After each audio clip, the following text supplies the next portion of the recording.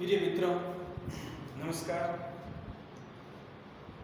आप सब कैसे हो और पढ़ाई आपकी कैसी चल रही है? आगामी होने वाले एग्जाम को देखते हुए अपन कर रहे हैं गणित का लाभ और हानि वाला अध्याय, जिसमें छूट वाले क्वेश्चन भी हैं, बट्टे वाले भी हैं और इसी के साथ अपन काफ़ी क्वेश्चन हल कर चुके हैं और उसकी प्रैक्टिस भी आपने की होगी और टेस्ट भी दिया होगा। अब क्वेश्चन क्या कह रहा है? इससे पहले अपन क्वेश्चन किया था वो वाला क्वेश्चन भी देख लेते हैं और ये वाला क्वेश्चन भी देख लेते हैं। क्या बात है ध्यान रखनी है इसमें? देखो, एक टेलीविजन विक्रेता ने 9,600 रुपये 9,600 रुपये की दर से 2 टेलीविजन बेचे मतलब विक्रय मूल्य। बेचे मतलब क्या है?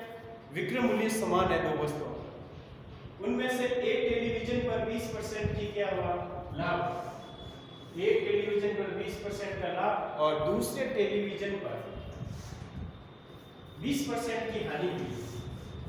20% की क्या हुई हानि। तो इस सौदे में टोटल आपको पता लगाना है प्रतिशत लाभ या हानि हुई। प्रिय मित्रों, ऐसे क्वेश्चन के अंदर कुछ बातें ध्यान रखनी होती है। इससे पहले वाला क्वेश्चन मैंने एक बताया था जिसमें क्रय मूल्य समान, क्रय मूल्य क्या हो समान। इसमें क्या कह रहा है? ये वाला कर लेते हैं उसके बाद वाला। जब क्वेश्चन के अंदर विक्रय मूल्य समान, जब प्रश्न के प्रश्न अनुसार दो वस्तुओं का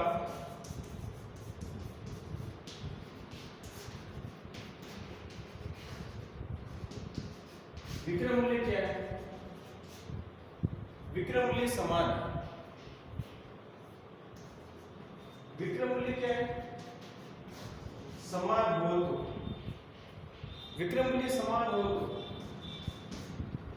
तब अपन सूत्र लगाते हैं x² बटा 100। ये सूत्र लगाते हैं, हमेशा क्या होती है? हानि होती है। क्या होती है? हानि। जब इसमें और लाभ और हानि दोनों बराबर भी दी हुई, लाभ और हानि क्या दी हुई है? लाभ कितना हुआ? लाभ 20% का हुआ और हानि भी कितनी हुई है?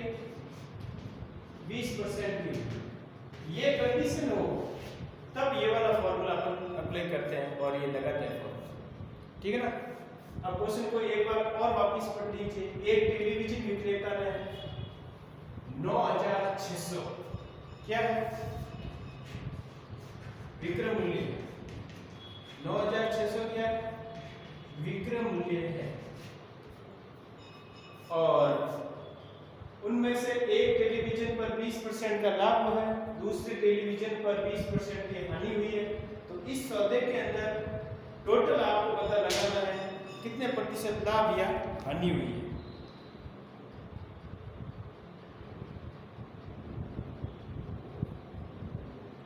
और उसमें अपन एक चीज और मानेंगे, क्योंकि लाभ और हानि सेम दी हुई है तो एक चीज और लिखेंगे अपन। क्या लिखेंगे? यहाँ पे x% लाभ हुआ और x% क्या हुई? हानि। x% लाभ और x% हानि हुई तब ये सूत्र लगाते हैं अपन, क्योंकि लाभ और हानि इसमें सेम होना चाहिए। लाभ और हानि क्या होना चाहिए? सेम होना चाहिए, तब अपना सूत्र लगाते हैं और हमेशा इसमें हानि होती है। ऐसी कंडीशन में क्या होती है? हानि। x² बटा 100। x का मान 20 है, 20 का स्क्वायर करोगे बटा क्या करोगे? 100। 20 का स्क्वायर कितने होते हैं? 400 होते हैं। 20 का स्क्वायर कितना होता है? 400 बटा कितने? 100। 2 0 से 2 0। 4% हमेशा ऐसे क्वेश्चन के अंदर क्या होती है? हानि होती है। 4% ऐसे क्वेश्चन के अंदर क्या होती है? हानि होती है। 4% 4% क्या है? हानि है आपके पास। तो ऐसे क्वेश्चन में आपको ध्यान रखना है विक्रय मूल्य सेम हो तब ये वाला सूत्र लगाते हैं। क्रय मूल्य सेम हो तो, क्रय मूल्य समान हो तो अभी वो बताया था लाभ माइनस हानि बटा क्या करते हैं अपन? बटा 2 करते हैं और परसेंटेज में लाभ या हानि अपन को प्राप्त हो जाता है। परसेंटेज में लाभ या हानि प्राप्त हो जाता है। अब देखो एक सूत्र ये बता देता हूं, क्रय मूल्य समान हो क्रय मूल्य समान हो तो क्या करते हैं, लाभ माइनस हानि बटा 2 परसेंटेज के लिए प्राप्त होता है। और हमेशा वो तो कंडीशन पर है, लाभ अधिक है तो लाभ प्राप्त होगा और हानि अधिक है तो हानि प्राप्त होगा। ठीक है ना। थैंक यू मित्रों, ओके, ऑल द बेस्ट। आगे और अपन क्वेश्चन करते हैं जिसमें क्वेश्चन के अंदर क्या कंडीशन है आगे वाला देखते हैं। ये विशेष फॉर्मूला है जो आपको याद रखना है और जिसमें विक्रय मूल्य समान हो उसमें x² बटा 100 वाला फॉर्मूला लगाते हैं। हमेशा हानि होती है 4% और जिसका क्रय मूल्य सेम हो तो लाभ माइनस हानि बटा 2 परसेंटेज में लाभ और हानि अपन को प्राप्त होती है। तो ऐसे क्वेश्चन आपको प्रैक्टिस करनी है, प्रैक्टिस करोगे तब क्वेश्चन अच्छी तरह से हल हो पाएंगे। और साथ साथ में आपको सूत्र भी याद रखना है और बेसिक भी अच्छा करना है। वर्ग याद होना चाहिए, वर्ग और वर्गमूल याद होना चाहिए, घन और घनमूल याद होना चाहिए, पावड़ा अच्छी तरह से आपको आना चाहिए, तब ये वाला क्वेश्चन अच्छी तरह से होंगे। कैलकुलेशन अच्छी होगी तो टाइम भी बचेगा आपके। ठीक है ना। थैंक यू मित्रों, आगे वाला क्वेश्चन देखते हैं। प्रिय मित्रों, क्वेश्चन को आप ध्यान से देखोगे और क्वेश्चन ध्यान से पढ़ना है। क्वेश्चन क्या है, कोई व्यक्ति x 100 रुपये की एक साड़ी को 10% के लाभ के हिसाब से y को बेचता है और y उसी साड़ी को 10% की हानि से z को बेचता है और z उस साड़ी को कितने रुपए में खरीदता है। सबसे पहले ऐसे क्वेश्चन के अंदर आपको डायग्राम पता होना चाहिए। x कोई भी वस्तु 10% लाभ का y को बेचा, y ने 10% की हानि पर किसको बेचा, z को बेचा। अब z उस वस्तु को खरीदता है, z वस्तु को खरीदता है, y का विक्रय मूल्य और बराबर z का क्रय मूल्य समान हो।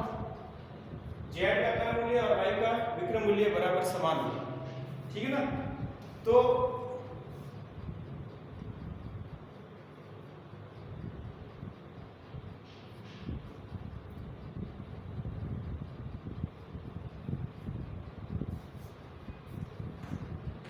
ऐसे क्वेश्चन के अंदर सबसे पहले हम क्या करेंगे, इसमें एक सूत्र लगेगा।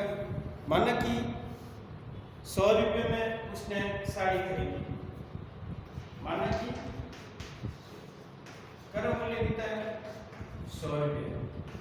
100 रुपये में वस्तु खरीदी और उसका 10% निकाला, 110 बटा 100 और 10% माइनस बटा 100। ठीक है ना। ये चीज आपको आनी चाहिए। कोई वस्तु का क्रय मूल्य 100 रुपये है और वो 10% लाभ पर बेचेगा तो 110 से बेचेगा। कितने में बेचेगा, 110 में बेचेगा। 110 बटा 100, फिर 10% हानि है तो इनमें से 10% मतलब हानि माइनस कर दिया तो 90 बटा क्या आ गया, 100 आ गया। 90 बटा क्या आ गया, 100 आ गया। कितने जीरो, 1 2 3 4, 1 2 3 4, 4 जीरो बढ़ गए और 11 कितने हो गए, 99। 11 कितने हो गए, 99। और पहले वस्तु का क्या था, क्रय मूल्य कितना रुपये था, 100 रुपये। वस्तु का क्रय मूल्य कितना था, सीपी कितना था, 100 रुपये था। एसपी कितना है, 99 आया। तो 1% अपन को क्या हुई, हानि हुई। 1% क्या हुई, 100 में से 99 गया, 1 आ गया। 100 में से 99 गया, 1% है जो अपन को क्या हुई,